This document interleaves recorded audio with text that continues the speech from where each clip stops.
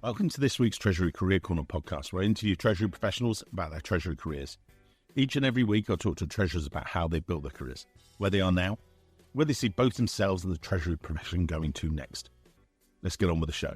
This week's show, I welcome back a former guest, Anshul. Anshul is now the Vice President of Treasurer at Deloitte Synthetics. I'll tell you about those shortly. But he originally, when he was on the show, he's had a great career. He was the Senior Director and Treasurer at Instacart, where I spoke to him just over 2 years ago now, actually back in 2023. Now we're recording this in August 2025. He's been with Deloitte Synthetics for a year and a half. So what you're going to have is way back when he was at Instacart, we then bring the show up to date. We get to the end of his time at Instacart. Then we have a short break and we pick up his story from there and how he made the move across from Instacart to Deloitte Synthetics. As we say, enjoy the show. Thank you, Mike, and thank you again for having me on this podcast. It's been a while, about 15 years back.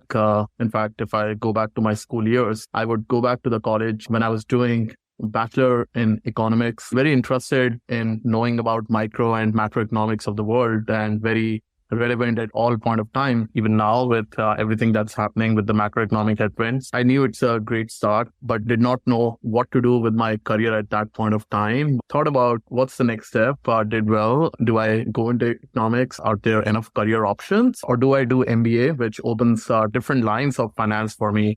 So that's where I think I got some idea that that's what I want to pursue, and was very clear that that's an area of finance and international business is what I wanted to focus on during MBA, and was very focused on different areas, whether it's portfolio management, equity analysis. But one of the key areas that even while studying it was highly relevant and something I thought I could do well was foreign exchange risk management, interest rate hedging. Was very intrigued about how do corporate professionals actually manage it, whether it's banking professionals or companies, how are they managing it? At that point of time, during second year of my MBA, I got an opportunity to do internship with Ernst & Young at that point of time with their firm in India.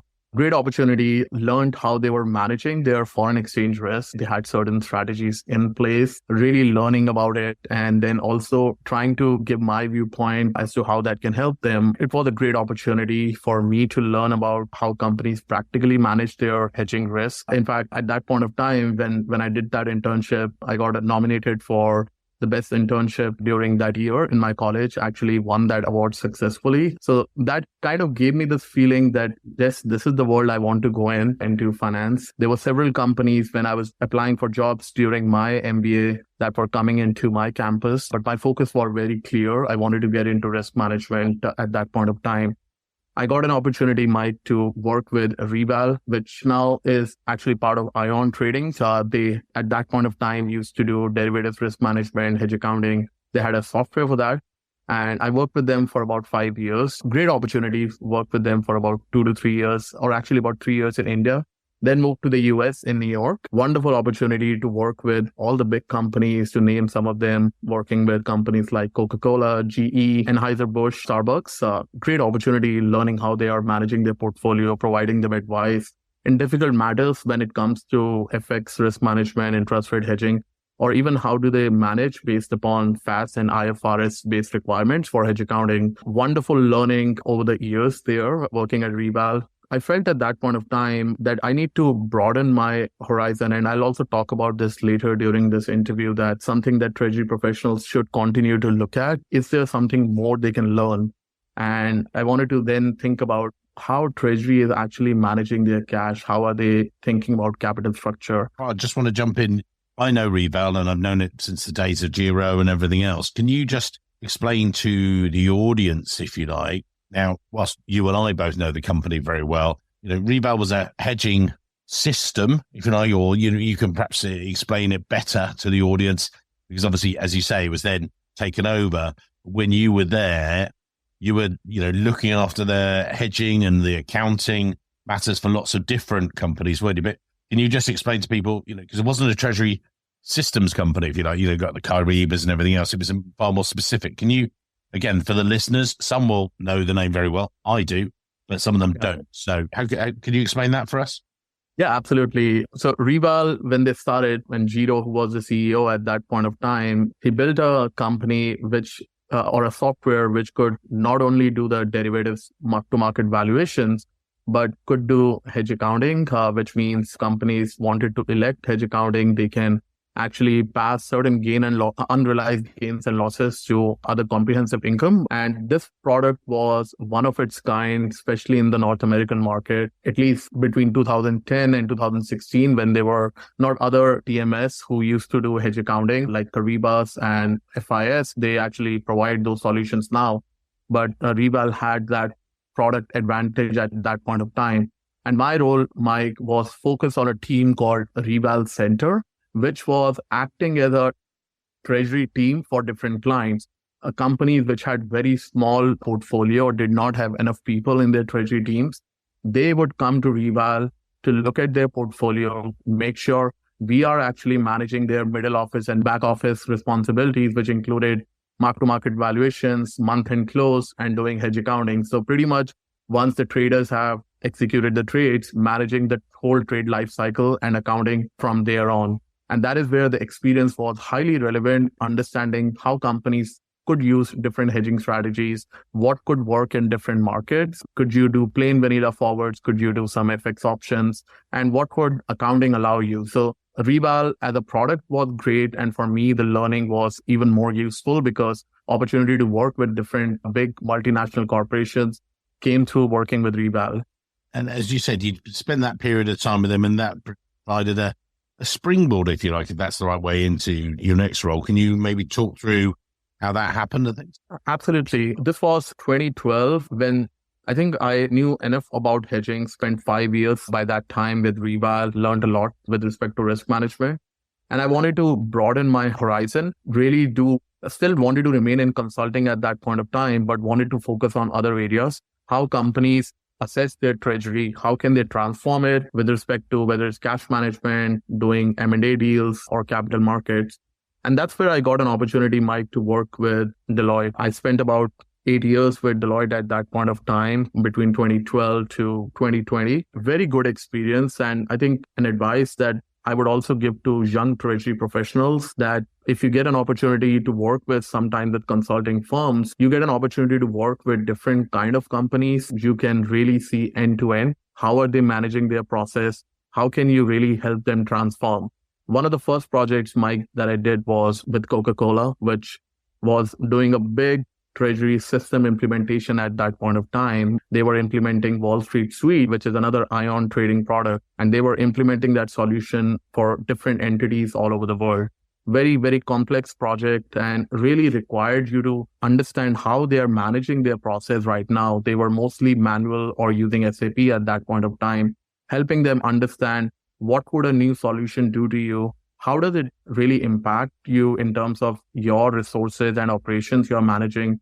And really getting them through that implementation was a very complex task, but how it helped was really helping them break down into different milestones and solutions to make sure that they can achieve what they were looking for as their end goal.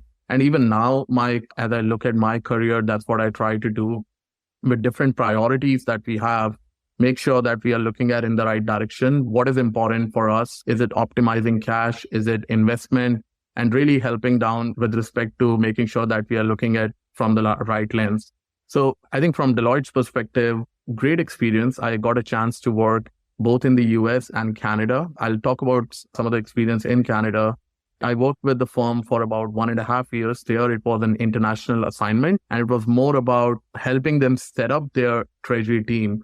Deloitte at that point of time in Canada did not have any treasury professional.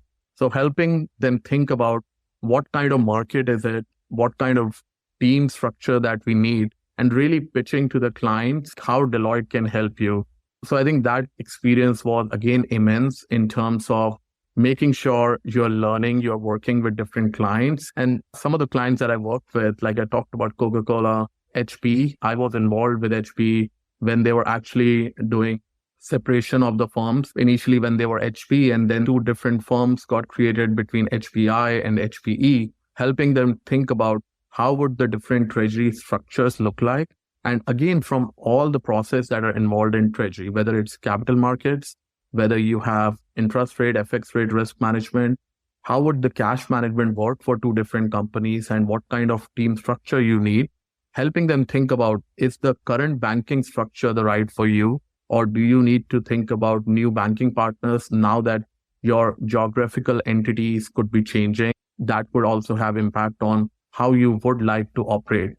So really, I think that experience over about 8 years working with Deloitte, I joined there as a senior consultant, got promoted to senior manager, had responsibilities for both doing sales for the companies as well as managing such long-term projects, was very valuable in terms of helping me get through where I am right now. Sean, can I ask and we've explored a little bit on some of the previous podcasts when I've had a number of treasury professionals who are now in corporates, or then some of them were in consulting firms themselves in a similar way to yourself. How do you balance out the sales and being pushed towards a sort of sales route and, right, you've got to sell a piece of work and you've got to deliver this and you've got to do that delivery model, because it's different to when you're in corporate treasury, you're working for the corporate, whereas, as you say, you're working for Deloitte, who are providing their services, but they want to get value for money as a client and everything else. That balance, if you like, those scales, delicate balance between delivery, but also, right, where's the next piece of work going and everything else? And obviously you were, became more senior, and that must have been a challenge. How did you deal with that, would you say? Yeah, Mike, that's a great question. And I think including me, a lot of people struggle with initially in terms of what to do now that you're getting promoted. The focus is not just on delivery, but also sales. How do you help the company with that? I think it's important to understand at that point of time, what are you really good at? What is the area that you would like to own within Treasury? And that's what having a right mentor also helps you. Thankfully, I did have few people who I could talk from different points. They knew what are my skill set, what am I strong at. So given that I had a lot of experience with risk management when I came through Reval, I knew technology well as well. So my focus, talking to my peers as well as my leadership, was that I should focus on clients who are focused on managing their risk, improving them with their hedging practices, as well as focus on technology. Am I really good at Kyriba? Yes, I am. I know Reval. I know a few other solutions. So I think at that point of time, that's where I made a niche for myself at Deloitte. And then I knew what I needed to focus on in terms of clients' conversation, because when you have delivered it for over the time, you kind of understand that some of the problems could be very similar, and then really helping them drive through those conversations. I think when you're selling, it's not about really generating sales or getting the revenue. It's more important thing is to understand what the client is struggling with, how you can help them. Because if you try to bring a solution to them rather than bringing a sales pitch, they understand that this person really wants to help you. And that really becomes key point in terms of you helping them, not just in short term, but in long term with different opportunities that come up. So I think Mike, knowing what I wanted to do was important there. Then it was more about focusing on it. And what the key area that I would focus on is, if I am trying to bring in a client with a long-term engagement through sales, I would try to be on the delivery model as well, because the client's trust is in me as I was involved in the sales process. And if they see that person is linked to the whole implementation cycle, they know that they have the right trusted partner whom they can go to. So I think that's what I would advise to other treasury professionals, especially who have been in consulting space or aspire to, that it's not just about sales, but it's also about how you support the client through that end-to-end engagement. And with your experience of, if you look back now, maybe at your experience as a Deloitte consultant, and you were walking into a number of different treasuries, and I'm not specifically talking about Coke or HP and things like that, but when you came into a consulting gig, when you're coming into an assignment, again, this is for some of the maybe more junior consultants, because you grew in your experience there, 7.5 years and everything else.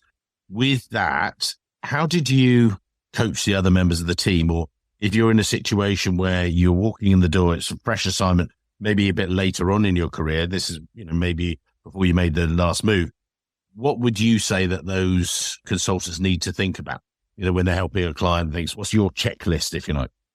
Yeah, no, I think one of the key things that helped me at that point of time was being very flexible and keen to learn different areas that are coming to.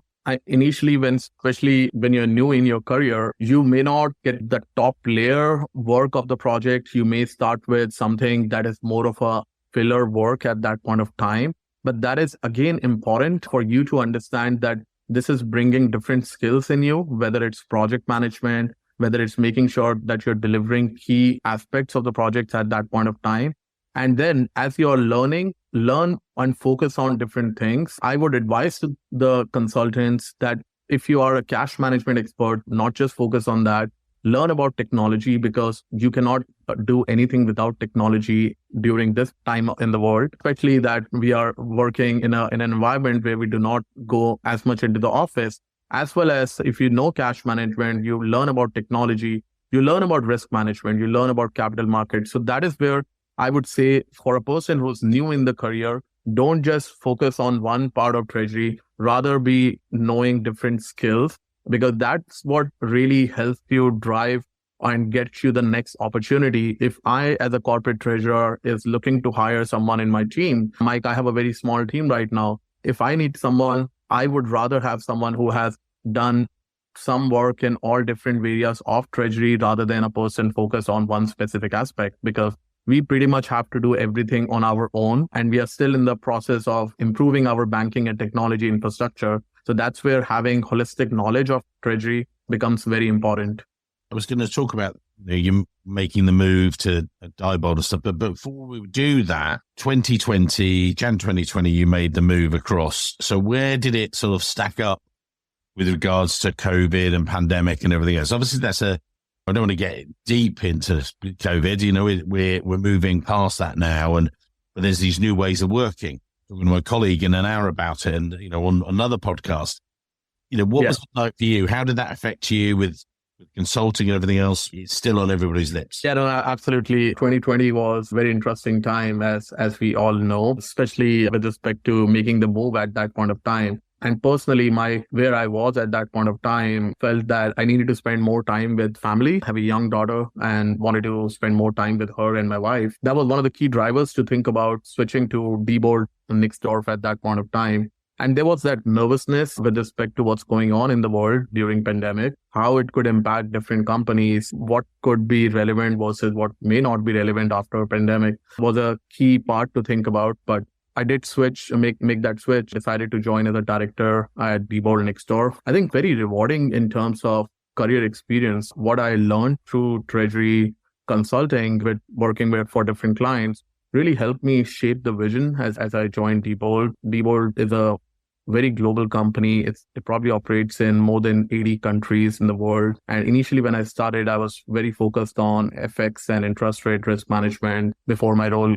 got broader into other aspects of treasury, we were having some very high challenges with respect to managing the FX risk. We were operating in Latin America as well as in some Asian markets. And with FX risk being very volatile, we needed to think about, rather than being more static in terms of hedging, adopt an approach which was more of a risk management model base. So we decided to use value at risk model so that we can try to correlate our hedges in terms of how those would work and really come up with a model that could work for the company.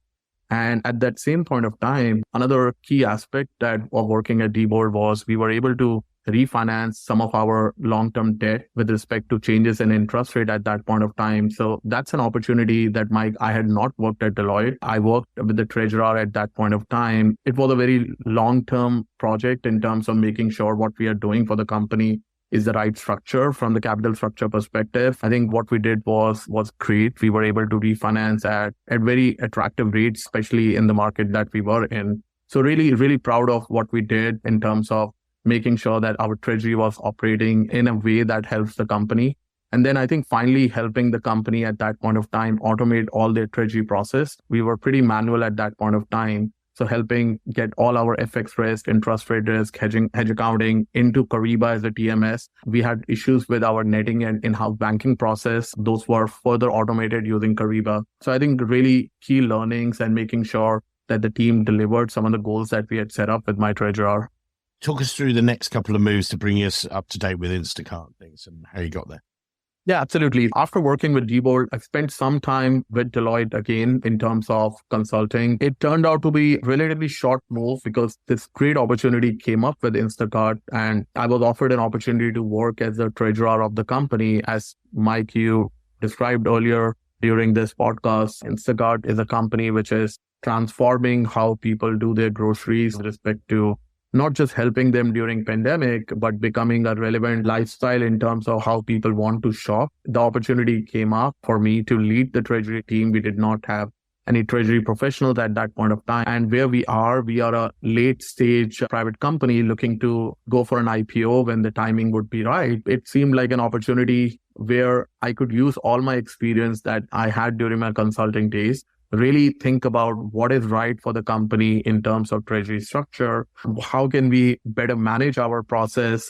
And also think about what kind of team structure do I need to create? Now, my 6 months into this role, we are a team of 3 professionals, still a relatively small team. Hopefully we'll grow up further next year, but already some key opportunities that we have started working on.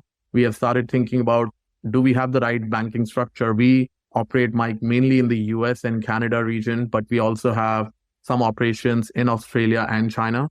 So want to think about, as we grow further in future, is the bank that we are working with going to support us with the right structure in place?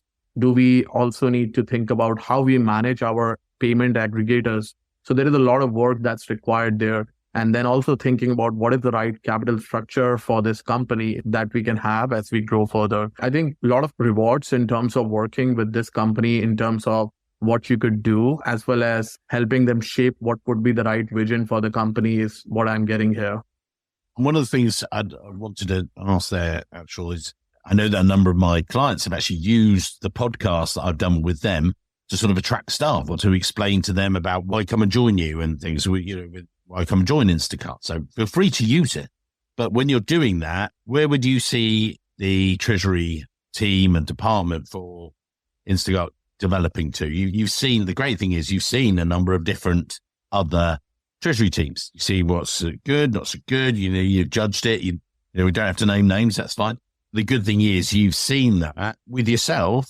What would you be thinking about? And again, for someone's coming in and you're presenting Instacart of the future, how would you explain that to the people? Yeah, I think when I hired my team initially, I think the great thing about where we were, everything needs to be done. We did not have any treasury policies in place or process in place. When I hired a senior manager in my team very recently, it became an easy fit because there's a lot of work to be done. And when I hire someone, I also look at in a similar way. Is the person motivated? Does the person has passion to work for several years in treasury? So I think that was a key pitch at that point of time, really telling the candidates that, well, there is a lot to be done. We have to think about our banking structure. We have to think about automation. We have to create treasury policies and procedures. And then as we grow, there is more to come with respect to FX and capital markets. So that delivers that message to the candidates that this is a role which will continue to have responsibilities, which will continue to grow as we move along. And as Instacart grows further into international markets, and I think that will become highly relevant because treasury team is the one that provides a strategic vision to the finance organization, how we can manage cash, if we need to acquire certain companies, what we need to do in that sense. So I think it was key from my perspective, Mike, to make sure that I'm delivering the right message, which is, to be honest with you, all the truth, because there's a lot of work to be done, but then that really becomes rewarding for the person because that gives you the recognition when that work is being delivered. Our podcast is sponsored by ICD. ICD are an independent platform trusted by thousands of treasury professionals worldwide to manage short-term investments. One global treasurer recently told me it was one of the smartest technology decisions they've made. No license fees, rapid setup, and tangible returns. If you're looking for a smarter, simpler way to manage your liquidity, then head to find out more at our partners page, treasuryrecruitment.com/partners, and find out much more. Let's get back to the episode. I know, again, we spoke before the episode that, so which areas you're really passionate about? And one of the key things you just touched on there is technology. So you've got this real strand of technology all the way through your experience and utilizing it.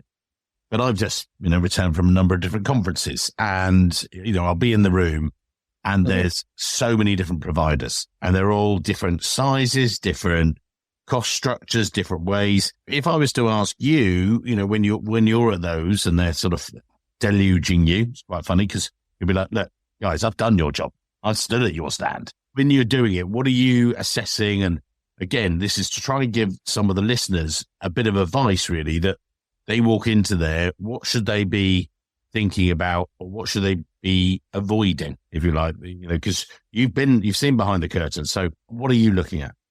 Absolutely, Mike. I was in the same conference in the US as you were attending a few months back, and really the number of vendors have grown up. But I think your point, it is very important that I, as a treasury professional, I'm looking at what are my business process? What is the requirement of my company? And then don't just go by the name of the different products. Really see what is relevant for you. Do you really need a full-blown system which has very good functionality, but it could be very complex for you as a treasury team? Or should I go with a system which is relatively smaller in size and in functionality, but it meets the vision that you have set up for the next 5 years? That is what I would see in terms of choosing the technology. And then, like I said, all organizations are different. Mike, if I talk about my organization, for us, cash visibility and payments visibility is very important, the way our business operates. When we are assessing these different systems, we look at different technologies. We use certain payment aggregators like Stripe and Marqeta. Could they actually connect with these aggregators? Could they provide us real-time payments or visibility into my cash? So again, I think going back to my message, it's important to see what is your need and making sure that it aligns with it's what is not important for you, or not as important is looking at what other company has done. It may be a right system for them, but unless you look into your requirements and scope in detail, make sure the treasury's vendor that you're meeting with, you do proof of concept with them, make sure the requirements that you're providing, they can actually show you that those can be implemented in the system, and then you execute that project. Because I've seen working with different clients that you may have spent a significant amount of dollars in terms of implementing a system, but the effort that was required during the selection of the system was not done right. And that could impact you in the long term, because you may not be satisfied with the system. And then in a year or two, you may already be thinking about moving to a new TMS, which may not be the right thing to do. I think it brings in actually something like the Dublin conference. Then I did our Treasury Career Corner Live. And one of the things that came up about technology actually was one of the talking points that, what had happened throughout lockdown, and some systems had been found not to be quite as helpful as they might be. I'm not going to name names, name a shame, because otherwise we'll have a lawsuit on our hands. But it was more that I referenced a conversation I had with a very dear friend, Jean-Philippe Dwella, Johnson Controls, amazing guy. And we were having a meal one night, and we talked about, had a speech coming up for Eurofinance. And we talked about where technology, and they've really utilized it to the max using Mario, their amazing systems guy. But what we brought out was about referencing. So if you're going to bring a brand new employee, you would minimum 2 references, probably 3 or 4. Make sure, how have they been? Conversations just like this. You'll go through all that reference checking. And he said, well, when you're bringing in a system, which is actually in some ways probably going to cost you more than an individual, and can be used by more people and be used across the organization, wider sense, how many references do you take? How many other customers do you talk? Do you do a real in-depth study of their backgrounds, or do you just take what they're saying at face value? And it was a great piece of advice. And it's more and more recently, as we come out of lockdown, I've noticed more people looking at their technology needs and reviewing that. And you just talked there about some of the integrations with things like Stripe and everything else, and making sure it all works and getting that value. So that's a long prelude to the question, but how do you make sure, and how would you recommend that any of the listeners really get the most out of their systems, or before they even get there, what are the recommendations from you as an experienced person in that sense? Yeah. So like I said, 2-3 things are very important. One is knowing what you need from your system. Is it just going to be utilized by Treasury? Is it going to be utilized by other teams in the organization, which could be accounting, which could be your AP professionals to centralize payments within the TMS? So first, understanding the scope of what you want and what you want to achieve in the next 3 to 5 years. How is your company growing? Like in our sense, or for our company, Mike, we do not have very heavy FX exposure at this point of time. but we know that we will grow in future. We will look at expanding in international markets. So that is one area we would consider that TMS should be able to support as we bring on more FX, we bring on, say, we get into a debt and managing the interest rate risk. So knowing the scope and requirements is very important. The second thing is doing the proof of concept is another key area that I would always recommend to all the treasury professionals while choosing the system, that when you know your requirements, make sure that those can be actually tested within the system. I know you have a very short timeline in terms of selecting and finalizing the contract with the TMS vendor, but provide those requirements and make sure this vendor can actually commit to implementing those in the system. And then the third one, Mike, like you said, having at least 3 to 4 reference check would be highly important. And if you can do a reference check with a company which is in the same industry, at least a couple of clients like yours, and if they can say that this is the right system and they meet most of the requirements that you have, I think that helps you think about that you're going in the right path. So 3 things, like I said, one is knowing the scope and requirement. Second is doing a proof of concept. And third is reference check, especially with someone who's in the same industry. Excellent feedback. That's great. I think not too far from the end of the show. It's been great advice all the way through. Anshul, we're not going to go to the top tips just yet. I'm just going to ask, any other areas that you think that treasurers out there should be, thinking about, not keeping them awake at night, but they should be considering, if you like, and making sure that they've got an eye on? What are the key things that you've obviously got global events happening and lots of other things, but what particular things do you think? Yeah, Mike, that's a great question. I think from my perspective, always having visibility to your cash, how much cash you have in different entities, how are you managing it, optimizing the use of that cash is very important. Could you centralize the cash and make sure you are taking the right opportunity, especially in the environment we are in, significantly higher compared to what we have seen in the last few years. There's an opportunity for companies who have excess cash to invest in securities that can provide good return compared to what we have seen in the past. That's an area I would keenly focus on. And then I think third, like I said, risk management always remains absolutely important for the company. Make sure that if you have cash within the foreign entities, how are you managing it? If you have receivables or you have different kind of exposures, how you're managing it.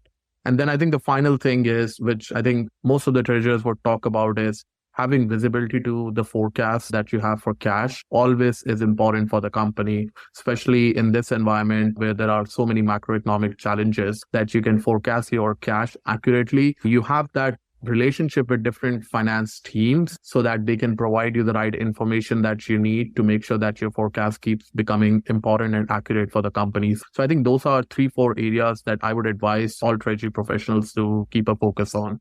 Welcome back to our Treasury Career Corner. Now, this is an interview with Anshul. Obviously, you've heard from Anshul and his journey so far, but that was last time we caught up was a couple of years ago now, 2023. Last time Anshul was at Instacart. Now he's moved on. I won't take up the story. I'll let you tell your story, sir. So bring this up to date with when we last left you. You were at Instacart as the treasurer there. What's happened to you now? Very different business. Over to you. Thank you, Mike. It's a pleasure to be talking to you today. Like you said, I have moved to Bakelite Synthetics. It's an industrials company which is into formaldehyde and resins, chemicals that are used as adhesive for large-scale construction. In layman terms, you can say that it's used as an adhesive if you are building houses or even building planes. So it's actually used across the industries. And Bakelite Synthetics, it's kind of a startup because there was a divestiture a few years back from the legacy company. Yeah. This company has grown significantly, being backed by 2 private equity owners. Since Bakelite was started, it acquired a couple of companies, Georgia Pacific Chemicals, LRBG, and we recently acquired Systec, which is a Polish company for their R&D technology. It has been a great experience, and the reason to move from Instacart was it was a very successful career experience launching the treasury practice. They were helping them go IPO, really establishing all the treasury policies and readiness with respect to SOX, and going into a private equity company, which is a very different industry.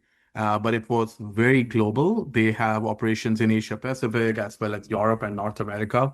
And that was a reason to consider a global company where cash forecasting was significantly more important as the cash runs tight, and also making sure that we are optimizing how we are investing that cash, really forecasting it as well as making sure we are covering for any FX risk that we had. So what very different experience than Instacart, where a company had high amount of cash, which we're using for investment. Here we are actually optimizing it so that we can manage the capital structure well, as well as making sure that we are able to just manage our day-to-day process in a much better way. So that was the reason to get a very different experience with a global company and really establish their treasury process. And when you say that, when you came into Baker, like, what was the treasury structure? Because you've been there couple of years now. What was it when you arrived, and what was your checklist? I often ask this. We probably did it on our previous episode, but how did you take it through? Yeah, great question, Marek. I have a global team. So I manage treasury, credit collection, and insurance for treasury. I have a team of about 15 members. And this was a hire or having a new treasurer. There was somebody who was in the previous role, but not on a full-time basis. So the company felt that it needed someone who can really get hold of the process.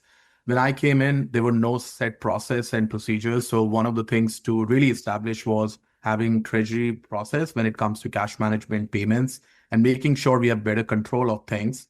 There was no technology that we were using. So one of the key aspects was which TMS do we implement and how do we automate our process?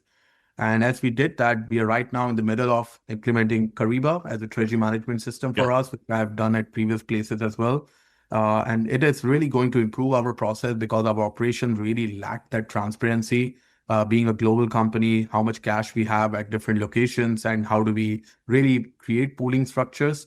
That was one of the key aspects. So with implementing TMS, at the same time, our focus has been really creating our cash concentration and in-house banks. We have focused on having in-house banks in Europe, North America, as well as South America, so that we can have regional liquidity structure and internally manage our cash needs better. We did not have any investment policies. We implemented JP Morgan's tool, Morgan Money, as well as we are in discussion with ICD to see if we can use their portal to invest our excess cash. That has been a big achievement. We have been able to generate interest income over the last couple of years, which the company was not even thinking about. And that has been helping us offset some of the interest expense we have. And a private equity leverage company, having even a small amount of investment really helps us offset that interest expense. That has been really a great point for Treasury, that we are not really there as someone who is supporting the company, but being more proactive and thinking about different ways that we can generate revenue or help company get more income. And I'm going to give a shout out to ICD, who sponsor our show now as well. And as you say, if you don't use ICD, and anyone should look at it, they're on our partners page, and people will find a link in the show notes. As Ashley, their treasurer, said, and it was before he was even before they owned Ashley from TradeWeb, he said, if you don't do this, you're just leaving money on the table. That sounds like it's worked for you guys. And how have you implemented that? Was it just you saw this lazy cash sitting around, or what did you do? Yeah, that's a great question. Like I said, we are a private equity owned company. There are a lot of controls with respect to how we can invest cash. So it has been an approach on a country basis. We have started implementing in North America. We have been investing cash for almost a year now. And now our focus is shifting towards Europe as well as Canada. Due to certain restrictions, we cannot pool Canadian cash to our US balance. But we are, like I said, actively now discussing with ICD, because what they really do is they have both offshore and onshore investment funds, which provides us more flexibility as well as availability of higher rates based on our investment policy. So that has been the focus. Go slow, but go in a steady way so that we can establish what we need. And then, so that's the cash side. Then the foreign exchange side, obviously, foreign exchange in a tech company like Instacart, which is very, one way of operating. That's one of the things I will say. People say, how come you've done so many podcasts? I went, because I talked to a treasurer like yourself, who 1 minute you're in a tech firm, next minute you're here with a synthetics and, chemicals company. How has foreign exchange been different, if you like, in that sense? Yeah, great question. I think foreign exchange is a key consideration for us, although we manage it on an as needed basis. In Instacart, the company was not as global. They were mostly in Canada and in the US. So the exposure was somewhat immaterial, and we did not need to have an active FX policy. But here we keep an eye on where our exposure lies. We have a significant exposure in South America with operations in Chile and Argentina, and Yeah. those currencies being volatile, we continue to look at materiality of that exposure and see if we need to do any FX hedging. Similarly, Europe and USD, how the rates are changing, we keep an eye on it and then we do that. And throughout my career, even at other companies prior to this at Diebold Nixdorf, we had a FX policy where we were looking at balance sheet hedging, cash flow hedging, so that can be optimized in terms of protecting our margins. And I think having that leverage in terms of connecting that with DMS is very important to us to make sure that data is integrated and we are able to see how those exposures are being actively managed. And you and I, when we spoke a few days ago about the show and things like that, the company itself has been through a period of change. You've joined and you're part of this new wave of change. There have been some challenges. What's the culture you want to create in Treasury, as it were? Yeah, my great question. I think being a startup which has really gone through acquisition phase and really grown fast, people have really tried to go at the same pace, but it has been difficult because that integration of process is always challenging. So my focus when I came to Bakelite Synthetics was how do I understand the motivation of my team? What is the right structure for the organization? And how do we optimize the process that we have? And I've always invested in the career of people I've worked with, knowing people who are working for my team. How do they want to grow? How do I help them and really give them that leadership opportunities by setting them that path for success has been important for me. So that with some turnover in my team and new people coming in, I wanted to make sure that their vision aligns with how I want to grow with this company and then giving them the path for the success. So that has been important. And I feel that my team is at a much better place compared to where I started when I joined Bakelite. So we're enjoying today's episode. And if you actually want to go and work with Anshul, well, you can. We are currently recruiting a treasury analyst role to go and work with Anshul and the team at Bakelite Synthetics as he leads the team through a period of change. It's going to be a great role. All you need to do, go onto a website. You'll see a role there in Atlanta. That's working with Anshul and the team. So if you're listening today and you're interested, drop me an email, mike@treasuryrecruitment.com. Anyway, let's get back to the episode. And you then talked about the technology there. What's the hardest part, if you like, of that getting that treasury tech right? Is it the platform itself, or the people, or going through the process, or is it a combination of both? How have you seen it, or you've been through it a few times yourself in other companies? What's the flow, if you like, or ebb and flow of that? Yeah, no, great question, Mike. Thankfully, I was a consultant for a long amount of time. So I have invested in knowing these treasury tech. That experience has helped me which system would fit our organization's need. So that really helped me think about what would be the right system to implement. But like you rightly said, it's about the people and how do you make sure your process gets right. A lot of pain goes through when you are implementing systems because you're managing your regular day-to-day process. You are also getting trained on the system, going through scoping sessions and making sure you are having a successful go live. That is a very difficult process. But I think that understanding of how this system is going to help your jobs make better, your payments process are more secure. There are less chances of fraud. You have real-time visibility into cash, which earlier we were coordinating with Europe. Hey, how much cash you have? How much cash we have in North America? And can I make the debt payment today? Do I have enough cash? And really now being at a place where system is able to do that in an automated way, my team is now more focused on other strategic things. How do I invest excess cash? How do I look at other opportunities to grow? We have been recently talking about, okay, we'll be done with this phase of Kyriba soon. What can I do next? So next focus is, can I do in Kyriba? Can I do multilateral netting? So our team is already thinking about how automation is going to further help us and not really thinking about those old days. And you've been through, obviously, some crises and stuff like that. And this is one of the things I'm going to say. So you've gone from, you had Silicon Valley, that's been and done, thank goodness, that's over. But now you're getting through, leverage debt, and that's one of the key things of the group, and that's a public thing. How do you approach, leading your team through those periods of time, and what's your leadership style? Yeah, no, that's a great question, and thankfully, great support network with our private equity investors as well as our CFO who have taken lead on debt refinancing opportunities. But I think having that conversation with the team that if we are refinancing debt or even if we are having high leverage, why is company doing that? How is it going to help? Because our focus has been to grow Bakelite in a way where they continue to have EBITDA growth, they have the volumes are supporting our business. So having that conversation that, okay, is the higher debt supporting acquisitions? Is it supporting some dividend recapitalization strategies, and making sure our team understands that high leverage does not really mean a bad thing because this business is continuing to grow and having more debt will only support it.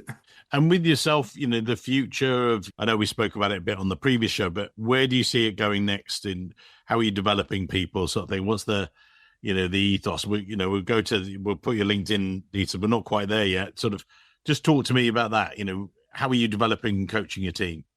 Yeah, no, I think it's important to understand what are people's aspirations? How do they want to grow? I met someone who we were actually interviewing for an analyst role in my team.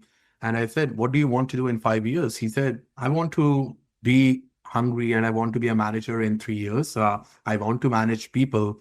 And I said, well, this is an organization where people grow if you are really performing. And I've seen that happening within my organization and my way of promoting them that if you're really performing well, you're aligning with other teams. It's very important to have cross-functional knowledge.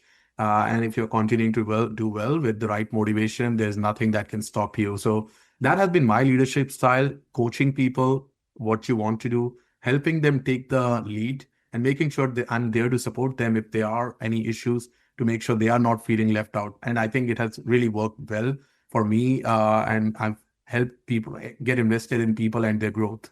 Fantastic. And we're going to, again, as we did last time, but again, we've tweaked it a little bit with this catch-up episode.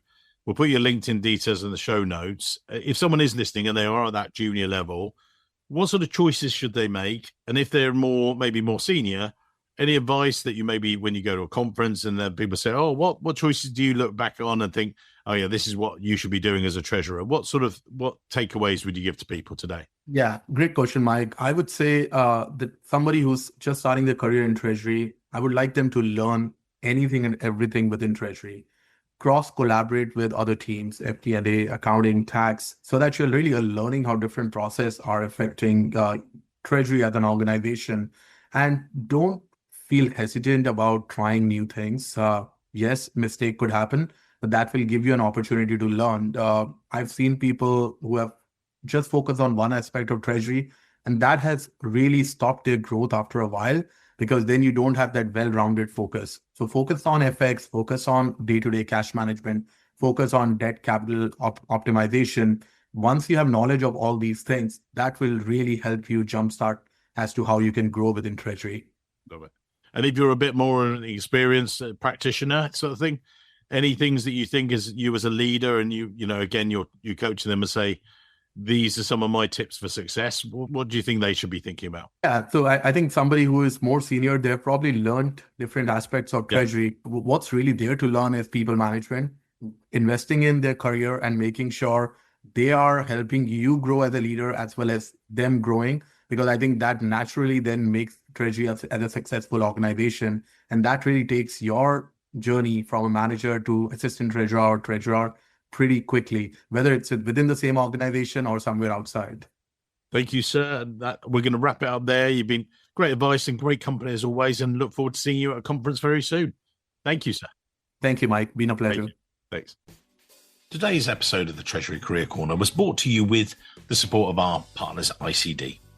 If you're looking for a smarter way to manage your short-term investments, ICD's independent portal gives you access to a full range of investment products, integrated analytics, and a simple centralized platform built specifically for Treasury. If you head over to treasuryrecruitment.com/partners, you can learn more. And we'll be able to connect you with the right person at ICD for both you and your business. Many thanks for listening to the show, and thanks for your continued support.